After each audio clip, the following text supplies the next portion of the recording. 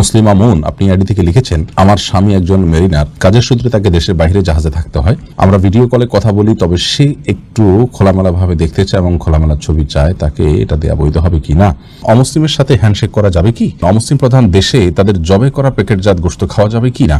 হাঁটু Dhaka short pant, 3/4 pant পরা জায়েজ আছে কি? ঋণের পরিমাণের চেয়ে অতিরিক্ত গ্রহণ করলে সুদ হিসেবে গণ্য হয়, কিন্তু অতিরিক্ত গ্রহণ না করলে অনেক সময় ঋণদাতাকে ক্ষতিগ্রস্ত হতে হয়। মুদ্রাস্ফীতির কারণে প্রতি বছর টাকার দাম কমছে। 1 লাখ টাকা দিয়ে এখন যা কিনতে পারবো 1 বছর পর তা পারবো না, তাহলে ঋণ দিয়ে সুদমুক্ত ভাবে ইনসাফ রক্ষার উপায় কি? আমি যদি রাস্তায় কোনো মূল্যবান জিনিস দেখেও রাস্তা থেকে না তুলি, তাহলে কি আমার দায়িত্ব অবহেলার গুনাহ হবে? নাজদিন হাসান আপনি লিখেছেন, আমি অসুস্থতার জন্য বাথরুমে যেতে পারি না, আমার শোবার ঘরে একটি হাই কমোডের পট আছে, এখন এটা কি বাথরুম হিসাবে গণ্য হবে? মানে এখানেও কি বাথরুমে যেসব রুলস আছে ওইগুলো ফলো করতে হবে? আর এখানেও কি জিন বা শয়তান থাকতে পারে? অসুস্থতার জন্য বাথরুমে আপনি যেতে পারছেন না, আপনার রুমে যদি কমোড থাকে তাহলে কমোডের আশপাশের জায়গাটা যখন ঢুকবেন আপনি, অর্থাৎ কমোডে যখন পা দিবেন তার আগে আপনি বাথরুমের দোয়া পড়বেন এবং একইভাবে আপনি বের হওয়ার সময় দোয়া পড়বেন। ইনশাআল্লাহ বিদিনিল্লাহ এই সুন্নাহগুলো আপনি মেনে চলবেন, তাহলে ইনশাআল্লাহ বিদিনিল্লাহ দুষ্ট জিনের উপদ্রব থেকে আপনি রক্ষা পাবেন।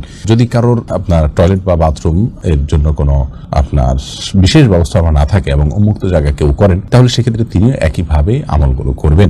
এরপরে নো অল অ্যাবাউট এডুকেশন এই আইডি থেকে আমাদের ইউটিউব চ্যানেলে আপনি প্রশ্ন করেছেন, অমুসলিমের সাথে হ্যান্ডশেক করা যাবে কি? অমুসলিমের সাথে মুসাফা বা হ্যান্ডশেক করা যাবে কি যাবে না বিষয়ে হাদিসে সরাসরি কোনো দিক বা নির্দেশনা নেই। সালামের বিষয়ে দিক এবং নির্দেশনা আছে, ওইটার উপরে তুলনা করে, যেহেতু দুইটা প্রায় একই ধরনের আমল, সেটার উপরে তুলনা করে বেশিরভাগ ফুকাহা একরাম বলেছেন যে কোনো মুসলিম যদি আপনার সাথে হ্যান্ডশেক করার জন্য হাত বাড়িয়ে দেয়, আপনি সৌজন্য রক্ষা করতে গিয়ে আপনি তার সাথে হাত বাড়িয়ে মুসাফা করতে পারেন। এছাড়া আপনার প্রতিবেশী কোনো অমুসলিম যার সাথে মুসাফা না করলে তিনি ভুল বুঝতে পারেন, মনে কষ্ট করতে পারেন, সেক্ষেত্রে তার সাথে আপনি মুসাফা করতে পারেন। আর এছাড়া সাধারণ অবস্থায় আপনি নিজে থেকে সেদে কোনো অমুসলিমের সাথে মুসাফা করতে যাওয়া, তার সাথে আপনি অন্তরঙ্গতার প্রকাশ করতে যাওয়া, এ বিষয়ে আপনার বেশিরভাগ ফুকাহা একরাম মাকরুহ বলেছেন, তবে সেটি হারাম বা সুস্পষ্টভাবে নিষিদ্ধ নয়, কারণ বিষয়ে কোরআন হাদিসে সুস্পষ্ট কোন নিষেধাজ্ঞা পৃথকভাবে নেই। মাসুদ রানা আপনি লিখেছেন, আমি যদি রাস্তায় কোনো মূল্যবান জিনিস দেখেও রাস্তা থেকে না তুলি, তাহলে কি আমার দায়িত্ব অবহেলার গুনাহ হবে? দেখুন, আমরা যদি কোনো মূল্যবান জিনিসপত্র পাই এবং সেটি পাওয়ার পর তুললে আমি সেটা খেয়ে ফেলবো না বা আমার দ্বারা তসরুফ হবে না, এরকম আস্থা যদি নিজের প্রতি থাকে, তাহলে সেটা তো অবশ্যই তোলা যাবে, তোলাতে দোষের কিছু নেই। আমাদের দেশে অনেকে মনে করেন যে হারানো জিনিস বা কুড়িয়ে পাওয়া জিনিস যদি তোলেন কেউ, তাহলে সেক্ষেত্রে দ্বিগুণ দান করতে হবে। এটা ভুল ধারণা। বরং আমরা যে তুলব সে তুলে ওইটা আবার আমরা প্রাপকের কাছে দেওয়ার জন্য দীর্ঘদিন পর্যন্ত কোনো না 1 বছরের কথা আছে, ঘোষণা করতে হবে, প্রাপককে খুঁজে বের করার চেষ্টা করতে হবে, না পেলে তখন সেটাকে যথা নিয়মে ব্যয় করতে হবে। তো এখন কথা হলো যে যদি কেউ পান, তাহলে তিনি তুলে উপযুক্ত ব্যক্তি খুঁজে তারপরে এটার যে দায়িত্ব আছে সেটা আদায় করবেন এবং নিজের প্রতি আস্থা থাকবে, অবশ্যই তুলতে পারেন। আর যদি তিনি না তুললে বরং অন্য কেউ তুলে সেটার অসৎ ব্যবহার করবে বা তসরুফ করবে, এরকম আশঙ্কা থাকে, তাহলে সেক্ষেত্রে এবং তার তোলাটাই উচিত এবং কর্তব্য। অনেক উলামা কেরাম সেটাকে ওয়াজিব বলেছেন। মুখতার আহমদ আইডি থেকে আপনি লিখেছেন, ঋণের পরিমাণের চেয়ে অতিরিক্ত গ্রহণ করলে সুদ হিসেবে গণ্য হয়, কিন্তু অতিরিক্ত গ্রহণ না করলে অনেক সময় ঋণদাতাকে ক্ষতিগ্রস্ত হতে হয়। মুদ্রাস্ফীতির কারণে প্রতি বছর টাকার দাম কমছে। 1 লাখ টাকা দিয়ে এখন যা কিনতে পারবো 1 বছর পর তা পারবো না, তাহলে ঋণ দিয়ে সুদমুক্ত ভাবে ইনসাফ রক্ষার উপায় কি? দেখুন, ঋণ দিয়ে একটা ইবাদত, এটা লাভের জন্য দেওয়া হয় না এবং এক্ষেত্রে যদি সামান্য ক্ষতি হয়, সেই ক্ষতিটা আমরা পুষিয়ে নিতে পারি। অপার্থিব যে উপকারিতা আছে, যে সওয়াব আছে, বিপুল পরিমাণ হাদিসে কোন হাদিসে এটাকে যে পরিমাণ ঋণ দেওয়া হয় অনেক সময় ওই পরিমাণ দান বা কোনো ক্ষেত্রে তার চেয়ে বেশি সওয়াব পাওয়া যায়। এই জন্য অপার্থিব উপকারিতা বিবেচনা করে এক্ষেত্রে ছাড় দেওয়া উচিত, অর্থাৎ ঋণ লাভ ছাড়া, লাভের চিন্তা না করে ঋণ দেওয়া উচিত। এবং এক্ষেত্রে আমার যদি মুদ্রাস্ফীতির কারণে কিছুটা ক্ষতি হয়, অফুরন্ত সওয়াবের মাধ্যমে সেটা পুষিয়ে যাবে ইনশাআল্লাহ বিদিনা। তবে সেই সাথে এটাও আমাদের মনে রাখতে হবে যে যিনি ঋণ নিয়েছেন, তিনি যার কাছ থেকে ঋণ নিয়েছেন, পরিশোধের সময় তাকে যদি একটু বাড়িয়ে দেন, সেটা উত্তম এবং সুন্নাহ, বিভিন্ন হাদিস দ্বারা সেটি বোঝা যায়। কোনো চুক্তি নেই, কিন্তু নিজে থেকে তিনি বাড়িয়ে দিয়েছেন, এটা প্রশংসনীয় এবং এটি তার করা উচিত যে মুদ্রাস্ফীতি এবং বিভিন্নভাবে ঋণ যিনি দিয়েছেন তিনি কিছুটা ক্ষতিগ্রস্ত হয়েছেন, সেটি মাথায় রেখে এবং তার প্রতি তার যে অবদান আছে সেটার স্বীকৃতি স্বরূপ একটু বাড়িয়ে দেওয়া উচিত। তাহলে সেক্ষেত্রে ইনশাআল্লাহ ভারসাম্য চলে আসবে। তবে মুদ্রাস্ফীতির কারণে আপনার ঋণের অর্থ বাড়িয়ে নেওয়া, এটার কোনো অনুমতি পৃথিবীতে কোনো স্কলার এখনো পর্যন্ত গ্রহণযোগ্য কোনো স্কলার দিয়েছেন বলে আমাদের জানা নেই। ফাওয়াদ আপনি লিখেছেন, হাঁটু ঢাকা শর্ট প্যান্ট, 3/4 প্যান্ট পরা জায়েজ আছে কি? যদি কোনো 3/4 প্যান্টটা কেউ এমনভাবে পরেন যার ফলে তার হাঁটুর নিচে সেটি চলে যায়, একজন পুরুষ মানুষ হাঁটুর নিচ পর্যন্ত তার যদি ঢাকা থাকে, তাহলে সেটি পরা তার জন্য জায়েজ হবে, যদি কোনো অমুসলিম বা ফাসিকদের কালচার সেটি না হয়। আমরা জানি যে এই জাতীয় প্যান্ট বেশিরভাগ ক্ষেত্রেই আমাদের সমাজে যারা ফাসিক হয়ে থাকে, যাদের মধ্যে আল্লাহর ভয় থাকে না, যাদের মধ্যে যথেচ্ছা জীবন যাপন করার প্রবণতা আছে, এই মানুষগুলো বেশিরভাগ ক্ষেত্রে পড়ে থাকেন। তাদের সাদৃশ্য যেন না হয় সেদিকটা আমাদের খেয়াল করা দরকার। আবু দাউদের হাদিসে নবী আলাইহিস সালাম বলেছেন, মান তাশাব্বাহা বিকওমিন ফাহুয়া মিনহুম, যে ব্যক্তি কোনো জাতির সাথে সাদৃশ্য গ্রহণ করবে সে তাদের অন্তর্ভুক্ত হবে।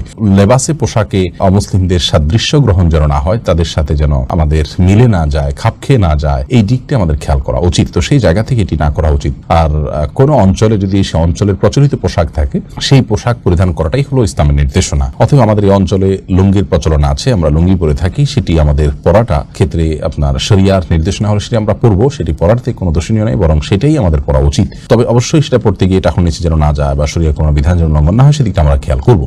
আজকাল আক্ষেপের বিষয় আমরা দেখি যে আমাদের অনেক তরুণ ভাইয়েরা, অনেক কিশোর ভাইয়েরা তারা লুঙ্গি পড়তে চান না, তারা লুঙ্গি মোটেই পড়তে চান না, তারা এই থ্রি কোয়ার্টার, হাফ প্যান্ট ইত্যাদি এগুলো পরে থাকেন। এগুলো পরে তারা নিজেদেরকে স্মার্ট মনে করেন, তারা নিজেদেরকে আধুনিক মনে করেন। এটি হলো আসলে একজন মানুষ যখন হীনমন্য হয়ে পড়ে, একজন মানুষ যখন নিজের বিশ্বাসের প্রতি তার আস্থা এবং বিশ্বাস দুর্বল হয়ে পড়ে, তিনি যখন অন্যের কৃষ্টি এবং কালচারকে ধার করার মতো প্রবণতা তার মধ্যে থাকে এবং লেজবৃত্তি করার মানসিকতা থাকে এবং স্বাধীন চেতা মানসিকতা না মানে অতিরিক্ত স্বাধীন চেতা মানসিকতা থাকে, যার ফলে তার স্বকীয়তাই তিনি হারিয়ে ফেলার মতো পর্যায়ে চলে যান। এরকম মানসিকতার কারণেই কিন্তু এগুলো হয়ে থাকে। অতএব এই কালচারগুলো আমাদের জন্য কোনো ভালো কোনো কালচার নয়। আল্লাহ তাআলা আমাদেরকে বোঝার তৌফিক দান করুন। তো খোলাসা কথা হলো যে হাঁটু যদি ঢাকা পড়ে তাহলে সেটা পরা জায়েজ আছে, তবে যদি এই ধরনের পোশাক সচরাচর ফাসিক, ফাজের এবং যাদের মধ্যে আল্লাহ ভীরুতা নাই, এই টাইপের মানুষদের আপনার অভ্যাস হয়ে থাকে, কালচার হয়ে থাকে, তাহলে এটাকে বর্জন করা উচিত।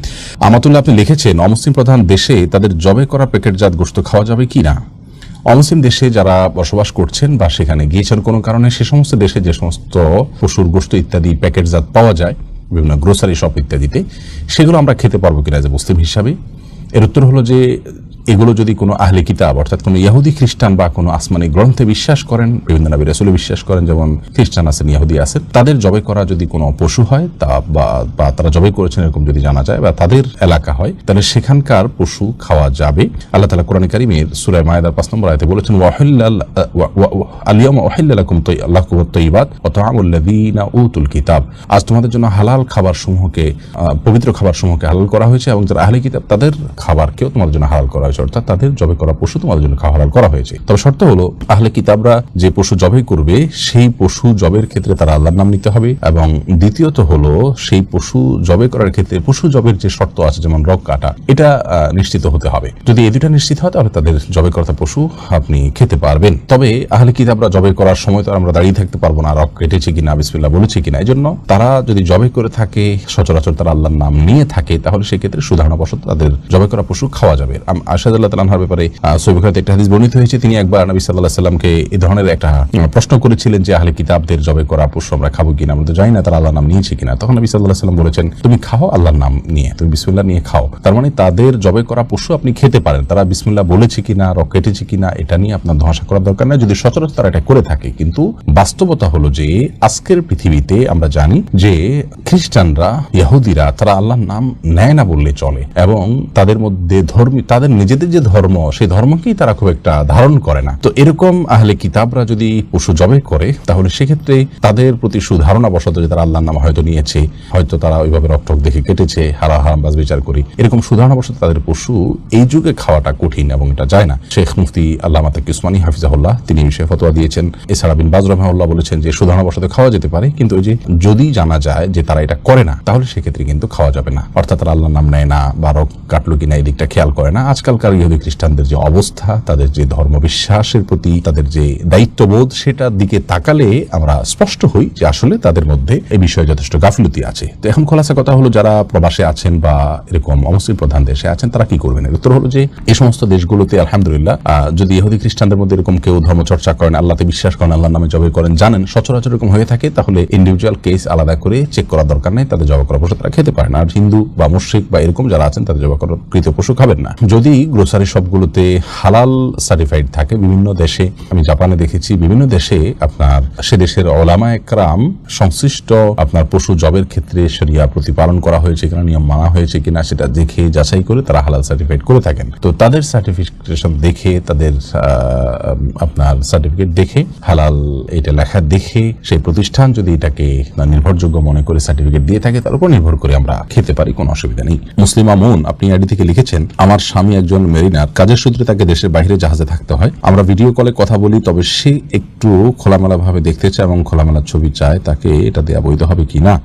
বোন, এ বিষয়ে উত্তর হলো যে স্বামী স্ত্রী একে অন্য দ্বারা উপকৃত হতে পারবেন এবং একে অন্যের শরীরের যে কোনো অংশ থেকেই তারা আপনার তাদের যে জৈবিক চাহিদা আছে সেটা পূরণ করতে পারেন, সেটা দেখার মাধ্যমে হতে পারে। তবে আমরা জানি সবাই যে ওভার ফোনে বা বিভিন্ন আপনার যে হোয়াটসঅ্যাপ ইত্যাদি আছে, এগুলোর মাধ্যমে যখন আমরা কথা বলি বা ছবি আদান প্রদান করি বা কথাবার্তা বলি, এগুলো থার্ড পার্টি মনিটর করে, তাদের সংরক্ষণে থাকে এবং এটি যদি বেহাতে চলে যাওয়ার সম্ভাবনা থাকে, যেমন স্বামী স্ত্রী একে অন্যের মোবাইলেই সেভ করার মাধ্যমে বা রেকর্ড করার মাধ্যমে, ধারণ করার মাধ্যমে এগুলো অন্যের চোখে চলে যেতে পারে, সে আশঙ্কা যদি থাকে, তাহলে সেক্ষেত্রে এগুলো করার ব্যাপারে আমাদের সতর্ক থাকতে হবে। তবে বেসিক্যালি এটা হারাম বা নাজায়েজ কোনো বিষয় নয়, বিশেষ করে স্বামীর চরিত্রকে হেফাজত করবার জন্য এবং তার যে চাহিদা, যৌন চাহিদা আছে সেটা স্ত্রীর হতে পারে, এই জৈবিক চাহিদা এটি পূরণ করবার জন্য তারা এই ভিডিও চ্যাট বা ছবি আদান প্রদান করার কাজটি করতে পারেন। মৌলিকভাবে এটি হারাম নয়, তবে সেজন্য বেহাত না হয় এবং পর্দার খেলাপ না হয়, অন্যরা যেন দেখতে না পায়, তাদের যেন আব্রুর